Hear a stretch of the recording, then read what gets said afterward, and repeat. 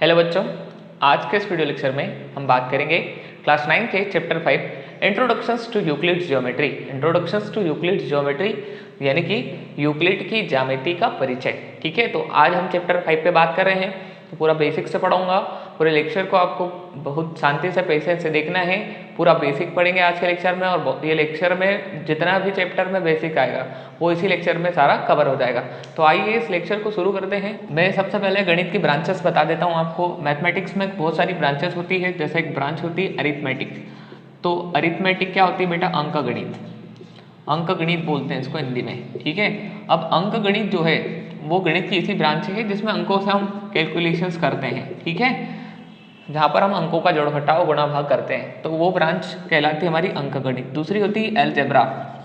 Algebra यानी कि बीजगणित। ये कोई मैं आपको लाइन वाइज नहीं बता रहा हूँ, बस होती है जितनी यूजफुल है वैसे मैं आप लोगों को अभी बता रहा हूँ 9th स्टैंडर्ड पे। बीजगणित, बीजगणित में हम x प्लस वाई और z इस टाइप से जब वेरिएबल्स पर वर्क करते हैं तो वो हमारा कौन सी ब्रांच के अंतर्गत आता है? बीजगणित। हमारा जो 9 का चैप्टर नंबर 2 है वो बीजगणित से ही रिलेटेड है। ठीक है, चैप्टर 1 में हमने अंक पर काम किया है, तो वो जो है अरिथमेटिक या अंक गणित से रिलेटेड है। ठीक है, अब फिलहाल में हम जिस ब्रांचेस को पढ़ने जा रहे हैं वो है ज्योमेट्री। ज्योमेट्री ज्यामिति में हम क्या पढ़ते हैं? हम शेप्स के बारे में पढ़ते हैं, जैसे ट्राइंगल है, क्वाड्रिलेटरल है, सर्कल है। शेप्स या फिगर्स के बारे में पढ़ते हैं। ठीक है, शेप या फिगर, आकृतियां। ठीक है ना, आकार या आकृतियों के बारे में हम पढ़ते हैं। ठीक है, तो ये जो ज्योमेट्री है इसे हिंदी में हम कहते हैं ज्यामिति। तो आज का जो हमारा चैप्टर है वो गणित की इसी ब्रांचेस है, ज्योमेट्री या ज्यामिति से है, जिसमें हम सर्कल, क्वाड्रिलेटरल, ट्राइंगल्स और स्ट्रेट लाइन, लाइन सेगमेंट वगैरह इनके बारे में पढ़ेंगे। तो हमारे इस चैप्टर का नाम इंट्रोडक्शन टू यूक्लिड ज्योमेट्री। इसमें ज्योमेट्री शब्द का यूज किया हुआ है। तो ज्योमेट्री का मतलब सबसे पहले बच्चों हम समझते हैं ज्योमेट्री क्या होता है। आइए ज्योमेट्री समझते हैं। ज्योमेट्री को हम हिंदी में कहते हैं ज्यामिति। ज्योमेट्री को हम हिंदी में कहते हैं ज्यामिति। क्या कहते हैं? ज्यामिति। अब ज्यामिति या जियोमेट्री शब्द जो है, जियो शब्द जो है उसका अर्थ होता है पृथ्वी। जियो शब्द का अर्थ होता है पृथ्वी, और मेट्रिन जो शब्द है उसका अर्थ होता है मापना। यानी कि एक तरीके से भूमि को मापने के लिए हम इस ब्रांच का यूज करते हैं। इस ब्रांच का उद्गम इसीलिए हुआ है भूमि को मापने के लिए। Measure to a soil a land, measure to a earth. भूमि को, लैंड को, अर्थ को मेजर करने के लिए, भूमि को नापने के लिए इस मैथमेटिक्स की ब्रांच का उद्गम हुआ है। इसके नाम से ऐसा प्रतीत होता है, जैसे भूमि को मापना यानी कि लैंड को मेजर करना। तो इस ब्रांच ज्यामिति का जो है वो जन्म या उद्गम इसीलिए हुआ है कि इसका यूज हम भूमि को मापने या मेजर करने के लिए करेंगे। अब इस ब्रांच में हमारी जो मेन चीज है कि ये जो ब्रांच का जो ये चैप्टर है हमारा इंट्रोडक्शन टू यूक्लिड्स ज्योमेट्री, तो यहाँ पर यूक्लिड शब्द क्या है? ठीक है बेटा, तो आइए अब डिस्कस कर लेते हैं यूक्लिड्स क्या होता है। तो यूक्लिड जो है वो ग्रेट ग्रीक मैथमेटिशियन है। ग्रेट ग्रीक मैथमेटिशियन यानी कि ग्रीक के महान गणितज्ञ है। ग्रीक के महान गणितज्ञ है। इन्हें ज्यामिति के पिताजी कहा जाता है। Father of geometry is called Euclid. यानी कि ज्योमेट्री या ज्यामिति का पितामह या पिताजी किसे कहा जाता है? ज्यामिति का पितामह कहा जाता है। किसे कहा जाता है? Euclid. Euclid is called father of geometry. Father of geometry is Euclid. Euclid को ज्यामिति के पिताजी कहा जाता है, पितामह कहा जाता है। तो ये हो गई हम बात यूक्लिड पर। अब यूक्लिड जो थे वो कौन थे? यूक्लिड ग्रीक के ग्रेट मैथमेटिशियंस थे, और यूक्लिड जो थे उससे पहले एक महान टीचर हुआ करते थे गणित के। तो उन्होंने उस समय में जितना भी ज्ञान गणित का अर्जित किया था उस नॉलेज के बेस पर उन्होंने एक पुस्तक लिखी थी। यूक्लिड एक गणित के टीचर भी थे, महान टीचर थे, गणित के शिक्षक थे, और उन्होंने गणित पर एक पुस्तक लिखी थी जिसका नाम है एलिमेंट्स। ठीक है, अपनी बुक को उन्होंने 13 अध्याय में विभाजित किया। 13 चैप्टर्स में डिवाइड किया बुक को, और उनका जो एक एक अध्याय है उसको एक पुस्तक माना जाता है। ठीक है ना, जैसे 13 अध्याय है तो उसका एक एक पार्ट जो है उसको एक पुस्तक, एक पुस्तिका माना जाता है, एक बुक माना जाता है। तो यूक्लिड जो थे वो पहले गणित के महान शिक्षक थे। उन्होंने गणित का बहुत नॉलेज था। उन्होंने क्या है अपने पूरे गणित के नॉलेज के हिसाब से एक बुक लिखी जिसका नाम है एलिमेंट्स। और एलिमेंट्स में 13 अध्याय हैं, और प्रत्येक अध्याय को एक पुस्तिका माना जाता है। तो ये मैंने आपको टोटल डिटेल दे दी यहाँ पर यूक्लिड्स के बारे में। अब इस चैप्टर में जो टॉपिक्स पढ़ने वाले हैं आइए उन पर डिस्कस करें। जो टॉपिक है वो है पॉइंट या बिंदु। क्या है बेटा, यहाँ पर लिख लेता हूँ मैं, पॉइंट या बिंदु। पॉइंट या बिंदु क्या होता है? एक ऐसा स्थान होता है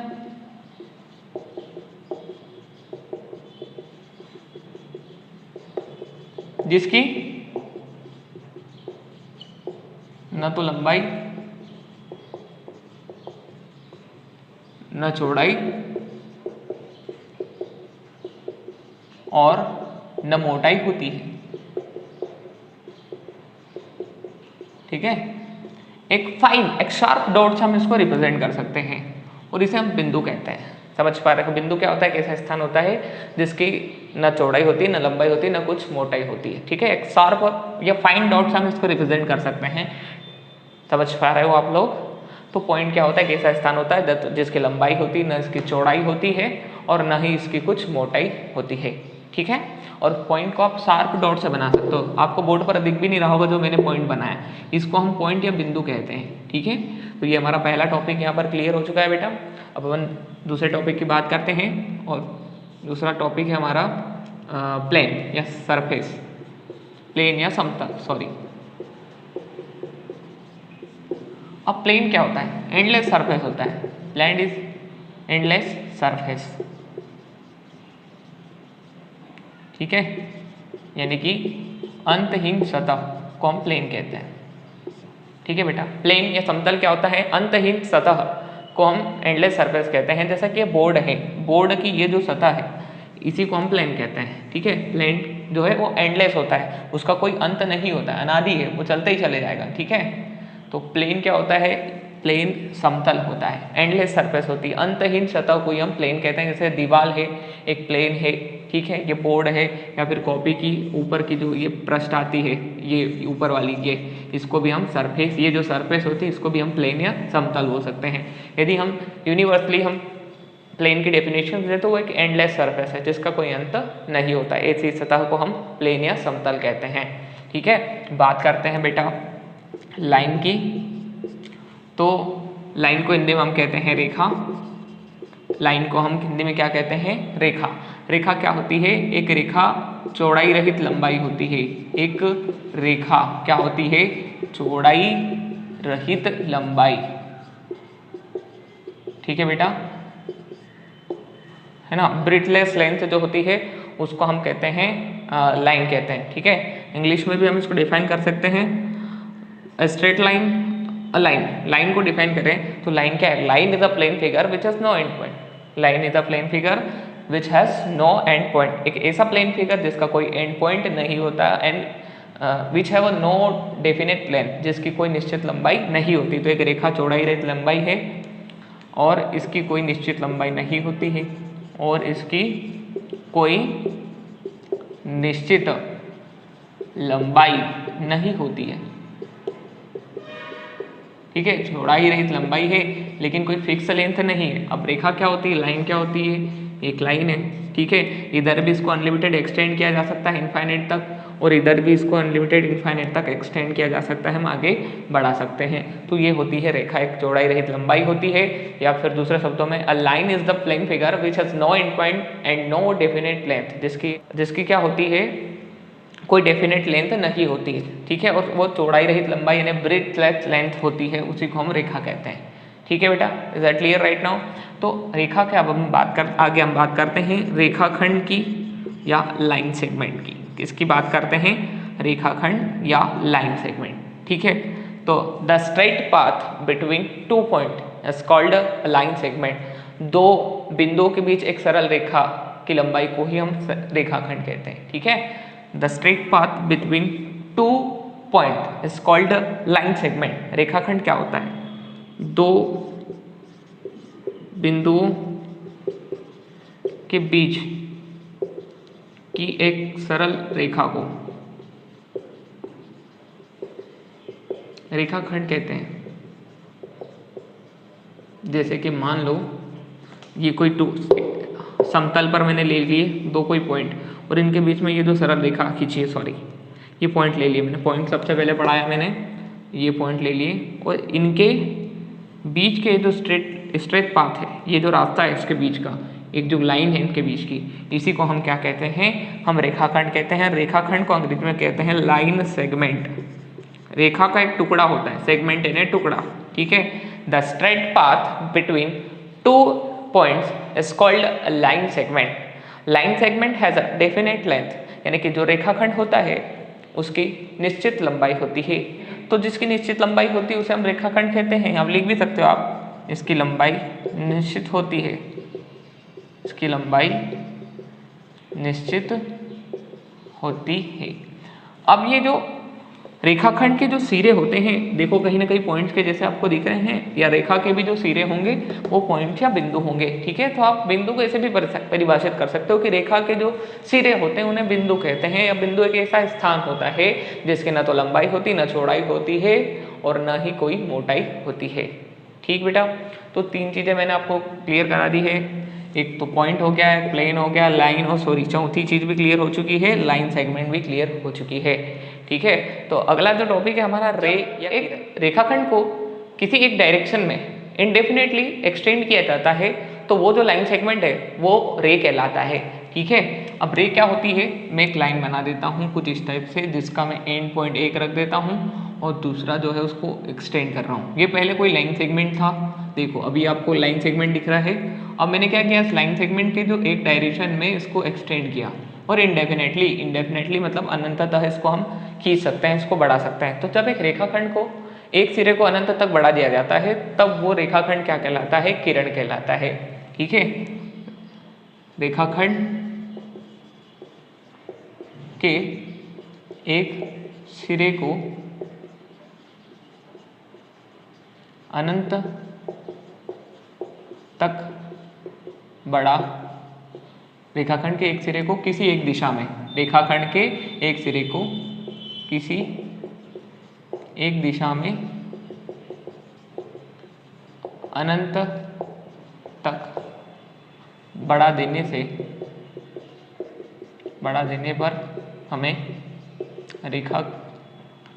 पर हमें किरण प्राप्त होती है, और हमें किरण मिलती है, किरण प्राप्त होती है। आप ऐसा भी लिख सकते हो कि किरण क्या होती है, ऐसा रेखाखंड होती है जिसके एक सिरे को अनंत तक बढ़ाया जाता है। किरण खुद से परिभाषा भी लिख सकते हो, किरण क्या होती है, रेखाखंड का किरण एक ऐसा रेखाखंड होती है जिसके एक सिरे को अनंत तक बढ़ाया जा सकता है। जरूरी नहीं कि इसी सिरे को, इधर वाले सिरे को भी एक्सटेंड कर सकते हो। तो इसमें एक अंत बिंदु होता है, किरण में एक अंत्य बिंदु होता है। It has a one and point, एक अंतिम बिंदु भी होता है, ठीक है। तो किरण होती है उसमें एक अंतिम बिंदु भी होता है। अब किरण क्या होती है, a line segment when extended indefinitely in one direction is called a ray. A line segment when extended indefinitely in one direction is called a ray. Ray क्या होती है, जब हम एक लाइन सेगमेंट के किसी भी एक सिरे को एक दिशा में अनंत तक बढ़ा देते हैं तो वह रेखाखंड फिर क्या कहलाने लग जाता है, किरण कहलाने लग जाता है। Is that clear right now? तो आप लोगों को किरण जो है वो भी क्लियर हो गया। अब हम अगले टॉपिक की बात करते हैं। अगला जो हमारा टॉपिक है वह है कॉलिनियर पॉइंट या समरेख बिंदु।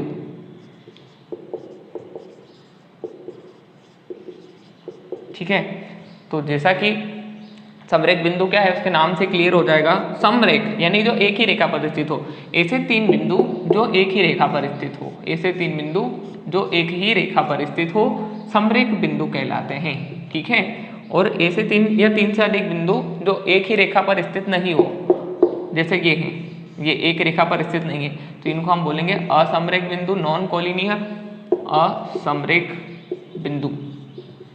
और इन बिंदुओं को हम कहेंगे कि ये बिंदु जो है वो है समरेख बिंदु। क्लियर हो रहा है बेटा?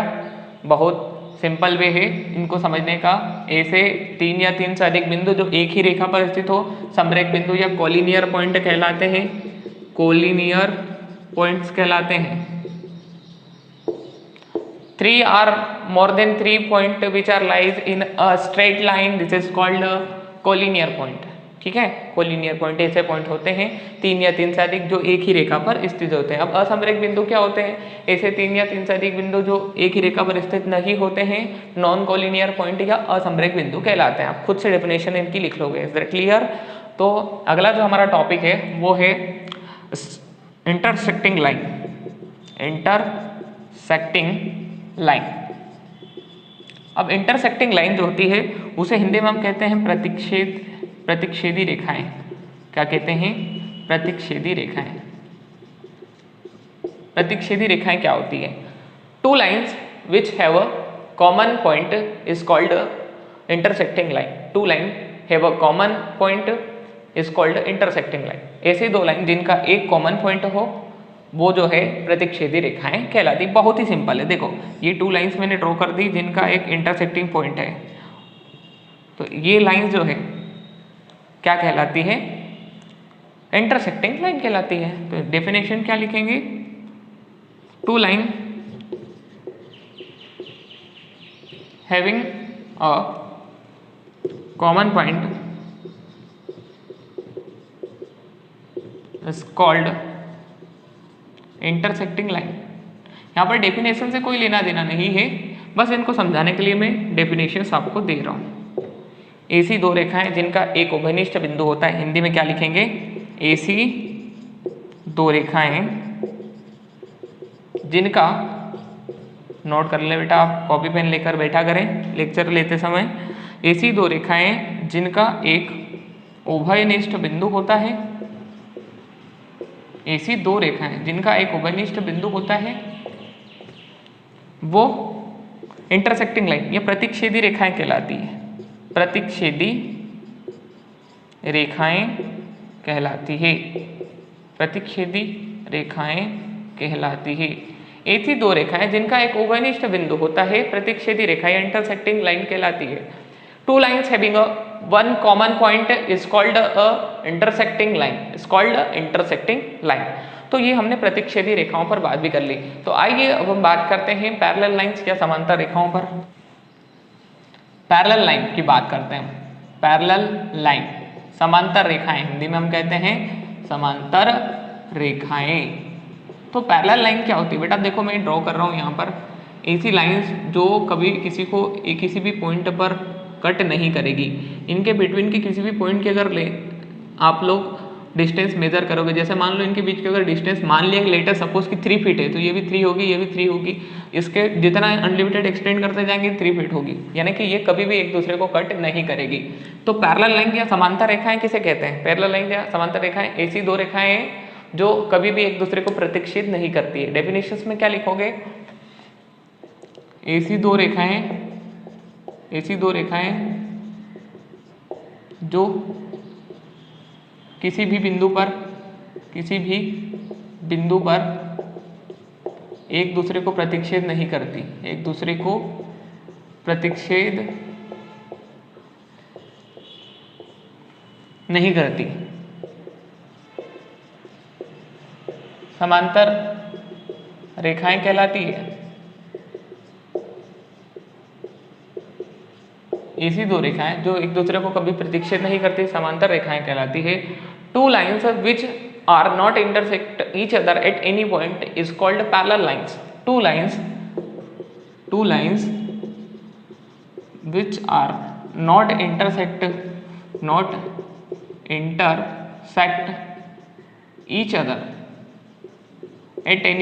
Each other at any point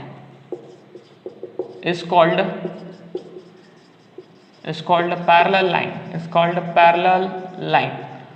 Two lines which are not intersect each other at any point is called parallel line।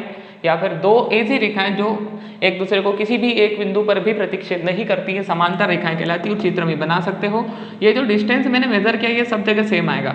अब देखो बेटा ये बोर्ड जो है इसकी ये ऊपर वाली सरफेस और नीचे वाली सरफेस को अगर अनलिमिटेड एक्सटेंड किया जाए तो ये इन दोनों एक दूसरे को कभी भी कट नहीं करेगी। जैसे ये दो लाइन्स में ड्रॉ कर रहा हूँ, तो ये दोनों लाइन को अगर हम इधर इनफाइनाइट तक एक्सटेंड करेंगे तो ये दोनों कभी भी एक दूसरे को कट नहीं करेगी। तो ये जो है दो स्ट्रेट लाइन जो आप लोगों को दिखाई दे रही है ये हमारी पैरेलल लाइंस कहलाती है। और हम पैरेलल लाइन कैसे रिप्रेजेंट करते हैं, मान लो ये L है और ये M है, तो इसको हम ऐसे रिप्रेजेंट करेंगे L is parallel to M, L is parallel to M।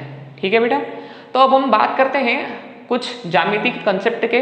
तो आइए कुछ ज्यामिति के कंसेप्ट पहले पढ़ लेते हैं। यूक्लिड ने कुछ गुणों को बिना सिद्ध किए ही सत्य मानने को कहा था। हम बात कर रहे हैं ज्यामिति के कुछ कंसेप्ट की, तो उन्हीं कंसेप्ट पे हम चर्चा करते हुए मैं आपको अगला टॉपिक ये बता रहा हूँ कि यूक्लिड ने कुछ गुणों को बिना सिद्ध किए सत्य मानने को कहा था। अब ये कौन सी बात हुई, हम किसी भी वस्तु या किसी भी चीज को, किसी भी नियम को तब मानते हैं जब उसे सिद्ध किया जा सकता है। पर यूक्लिड ने जो गुण दिए थे वो थे विश्वव्यापी सत्य, यानी कि यूनिवर्सल ट्रूथ थे जो पूरे विश्व में सत्य माने जाते हैं, बट उन्हें गणितीय रूप से प्रूव नहीं किया जा सकता है। तो ऐसे गुणधर्म या ऐसे गुण, ऐसी प्रॉपर्टीज, ऐसे नियम जिन्हें गणितीय रूप से सिद्ध नहीं किया जा सकता लेकिन वो सर्वव्यापी सत्य हैं, तो उन्हें यूक्लिड ने जो है दो भागों में विभाजित किया। तो पहला जो भाग है वो है अभिग्रहित और दूसरा है अभिधारणा। अभिग्रहित और अभिधारणा, अभिग्रहित को अंग्रेजी में बोलते हैं एक्सियोम और अभिधारणा बोलते हैं पोस्टुलेट्स। अब अभिग्रहित और अभिधारणा की क्या आवश्यकता पड़ी, मैंने आपको पहले ही बता दिया कि कुछ गुणधर्म ऐसे थे जिन्हें गणितीय मेथड से सिद्ध नहीं किया जा सकता है लेकिन वो यूनिवर्सल ट्रूथ है, उन्हें पोस्टुलेट, उन्हें फिर क्या किया यूक्लिड ने दो भागों में विभाजित किया, किसी को अभिधारणा कहा और किसी को अभिग्रहित कहा। अब अभिधारणा किसे कहा, तो अभिधारणा उसे कहा जो स्पेशल या विशिष्ट रूप से ज्यामिति से संबंधित थे, विशिष्ट रूप से ज्योमेट्री या ज्यामिति से संबंधित थे, विशिष्ट रूप से ज्यामिति से संबंधित थे। अभिग्रहित जो थी वो गणित की वो कल्पना थी, गणित की वो कल्पना थी जिनका गणित में निरंतर प्रयोग किया गया, जिनका गणित में निरंतर प्रयोग किया जाता है और ये किसी विशेष शाखा में प्रयोग नहीं की जाती, सभी में। यानी कि कहने का मतलब ये है कि ये किसी स्पेशल ब्रांच, जैसे कि जो अभिधारणा है वो सिर्फ ज्योमेट्री ब्रांच में ही ट्रू है, जो अभिधारणाएं होती है वो सिर्फ एक विशिष्ट ब्रांच, यानी कि अभिधारणा जो है, अभिधारणा में जो रूल्स हैं, जो गुण है, वो सिर्फ गणित की ब्रांच जो है ज्यामिति उसी के लिए सत्य है और इसके प्रयोग जो है वो सिर्फ ज्यामिति में किए जाते हैं। किंतु अभिग्रहित जो है, एक्सियोम्स जो है, वो गणित की वो कल्पनाएं थी जिनका प्रयोग हम गणित में निरंतर करते रहते हैं, अर्थात गणित की किसी भी ब्रांच में जिनका प्रयोग किया जाता है वो किसके अंतर्गत आते हैं, अभिग्रहित में आते हैं। तो आइए मैं आपको अभिग्रहित के बारे में बता देता हूँ। पहले अभिग्रहित क्या होती है ये जान लेते हैं। तो अभिग्रहित में कुछ नियम दिए थे यूक्लिड ने, कुछ गुणधर्म दिए थे जिनको बिना यूक्लिड के क्रम के हिसाब से मैं आपको बताता हूँ, उसने कोई क्रम के हिसाब से नहीं दिया था, आपको जो जिस नंबर पे भी याद हो जाए वो कर लेना। तो सबसे पहले यूक्लिड ने कहा था कि वे वस्तुएं जो एक ही वस्तु के बराबर हो आपस में बराबर होती है। ठीक है, क्या कहा था यूक्लिड ने कि वे वस्तुएं जो एक ही वस्तु के बराबर है आपस में बराबर होती है। जैसे कि मैं कुछ मार्कर के एग्जांपल से बताता हूँ। ये मेरे पास एक रेड मार्कर है और एक ब्लू और एक ब्लैक है। तो लेटर सपोज हमने माना कि रेड ब्लैक के इक्वल है और यही रेड जो है ये ब्लू के भी इक्वल है।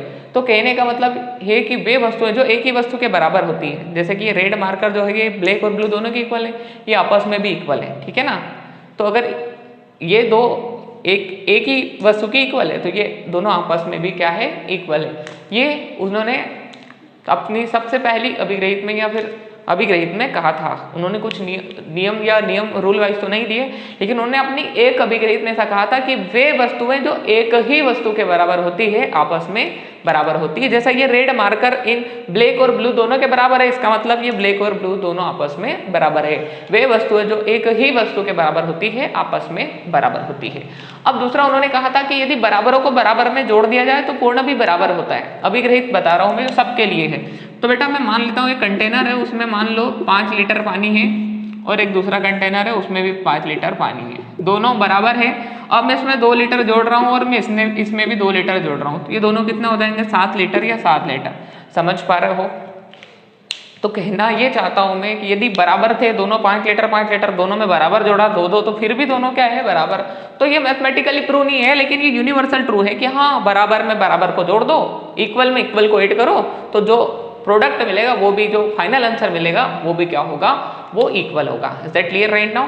थर्ड की अगर हम बात करें तो थर्ड क्या है कि यदि बराबरों को बराबर से घटा दिया तो पूर्ण भी बराबर होते हैं। जैसे अभी मैंने बराबर में बराबर को जोड़ा, लेटर देती हूँ कि 5 लीटर में से 2 लीटर को हम माइनस कर लेते हैं, ये हो जाएगा 3 लीटर, ये हो जाएगा 3 लीटर।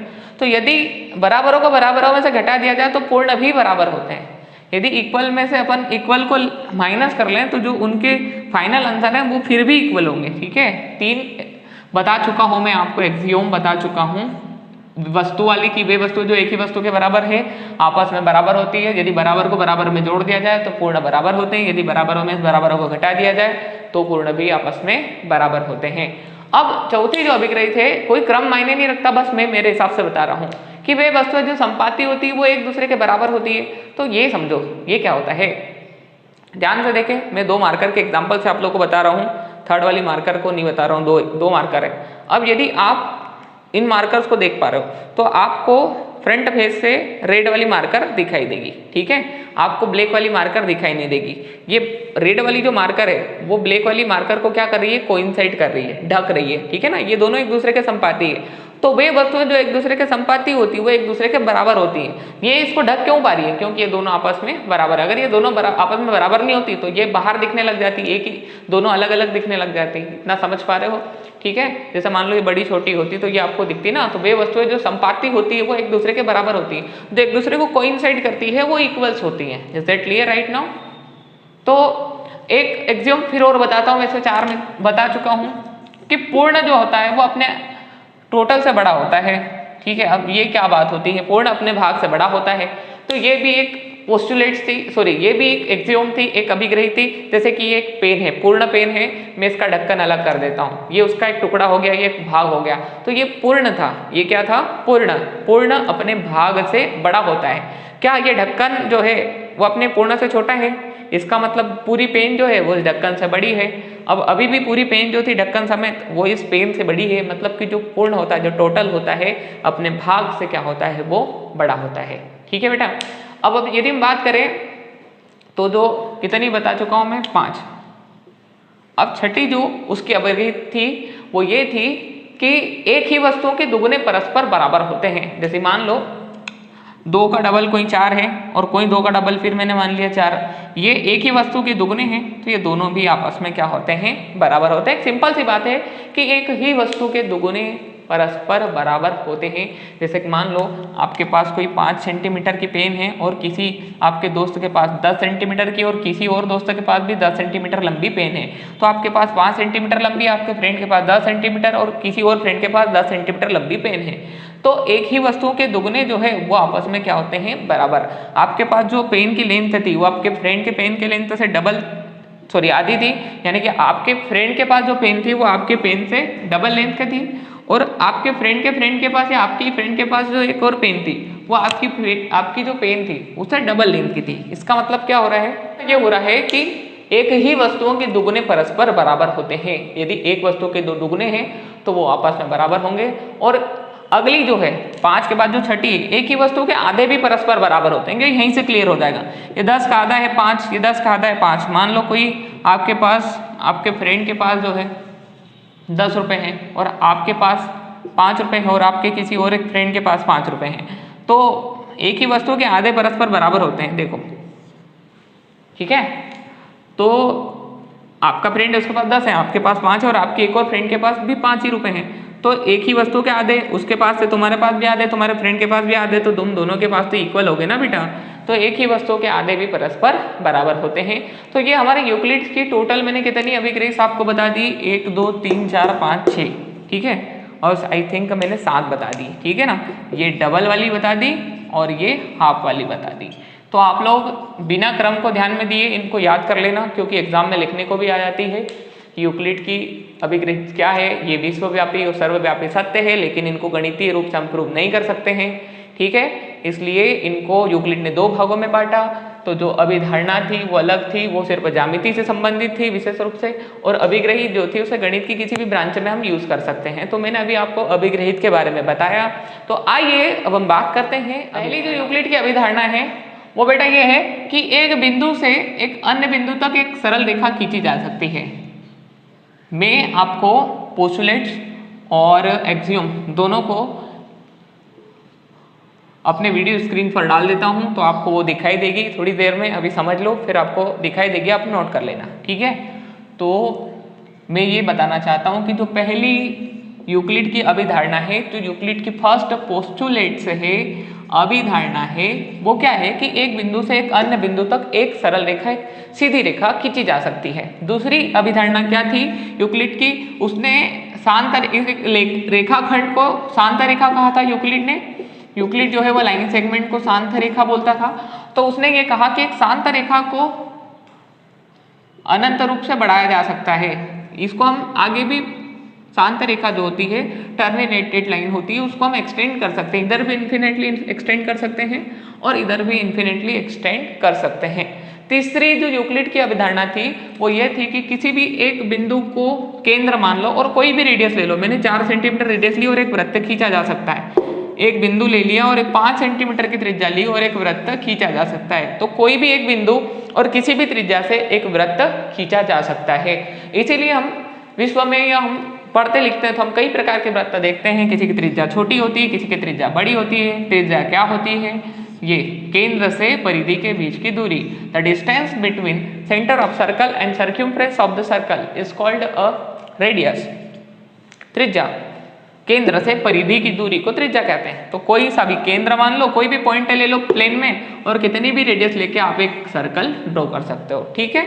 अब चौथी जो यूक्लिड की अभिग्रहित है उसमें कि सभी समकोण आपस में बराबर होते हैं। तो दुनिया के जितने भी राइट ट्रायंगल है सब 90 डिग्री के होते हैं और सभी क्या होते हैं? आपस में बराबर होते हैं। मान लो मैं जहां बमनाला में हूं वहां पर 90 डिग्री का एंगल मैंने बनाया और आपके पास 90 डिग्री का एंगल बनाया, तो सभी 90 डिग्री के एंगल जो होंगे वो आपस में क्या होंगे?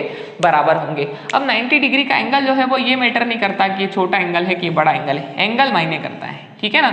ये 90 डिग्री है, ये भी 90 है और ये भी 90 के एंगल पर है। समझ पा रहे हो? एंगल क्या होता है? एंगल जो होता है चैप्टर 6 में और अच्छे से डिफाइन करूंगा, यहाँ पर ब्रीफ में बता रहा हूँ कि एक इनिशियल लाइन ले लो आप, प्रारंभिक, और एक टर्मिनेटेड लाइन ले लो। इन दोनों के बीच में कॉमन इनिशियल पॉइंट होता है। तो जो अमाउंट ऑफ रोटेशन होता है बिटवीन इनिशियल एंड टर्मिनेटेड रे, वो जो है वो एंगल कहलाता है। चैप्टर 6 में इसको ब्रीफ करूंगा मैं, चैप्टर 6 में इसको डिटेल पढ़ूंगा। अभी ब्रीफ में बताया कि जो प्रारंभिक और अंतिम किरण, ऐसी दो किरणें जिनका एक उभयनिष्ठ बिंदु होता है, तो प्रारंभिक तथा अंतिम किरण के मध्य झुकाव को ही, या फिर दो किरणों के मध्य झुकाव को ही हम कोण कहते हैं। कोण जो होते हैं वो दो प्रकार से होते हैं। यदि घड़ी की दिशा में हम जाएंगे तो कोण ऋणात्मक होते हैं, और घड़ी की विपरीत दिशा में यदि कोण होंगे तो वो कोण धनात्मक होंगे। ये चैप्टर 6 में आपको डिटेल पढ़ूंगा, ठीक है। तो अभी हम बात कर रहे हैं किसकी? पोस्टुलेट्स की अभिधारणा की। तो अभी तक हमने बात कर ली है यूक्लिड की 4 अभिधारणा की। 5वीं अभिधारणा है जो काफी बड़ी है। आइए मैं उसको समझा देता हूँ, फिर उस पर चर्चा भी करते हैं।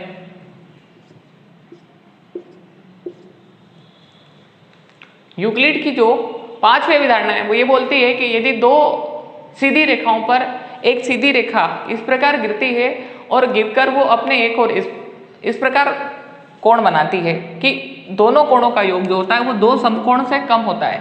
यानी कि दो समकोण, यानी कि दोनों समकोण को जोड़ दिया तो 180 डिग्री से कम का एंगल इन दोनों के बीच में बनेगा जोड़ने पर। तो कहने का मतलब ये है कि दो स्ट्रेट लाइन है, दो सीधी रेखाएं हैं, उन पर एक सीधी के सर कहाँ से सीधी है? तो तिरछी। बेटा ये स्ट्रेट लाइन है, ये भी स्ट्रेट लाइन है, ये भी स्ट्रेट लाइन है, ये भी स्ट्रेट लाइन है, ये सब सीधी रेखाएं है ना। ये स्ट्रेट लाइन नहीं है, समझ पा रहे हो? तो दो सीधी रेखाओं पर एक सीधी रेखा गिरकर अपने एक ही ओर के दो कोण इस प्रकार बनाती है कि उन दोनों कोणों का योग दो समकोण से कम है। तो यदि हम इन दोनों किरणों को आगे बढ़ाते हैं तो वह किरणें उसी ओर मिलेगी जिस ओर इनके कोणों का योग जो है वो 180 डिग्री से कम है। यदि इधर 180 से ज्यादा है, मान लो किरणें ऐसी है कुछ, ठीक है।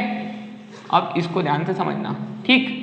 ऊपर देख लो चित्र को, कि मैंने एल ले लिया कि एम ले लिया।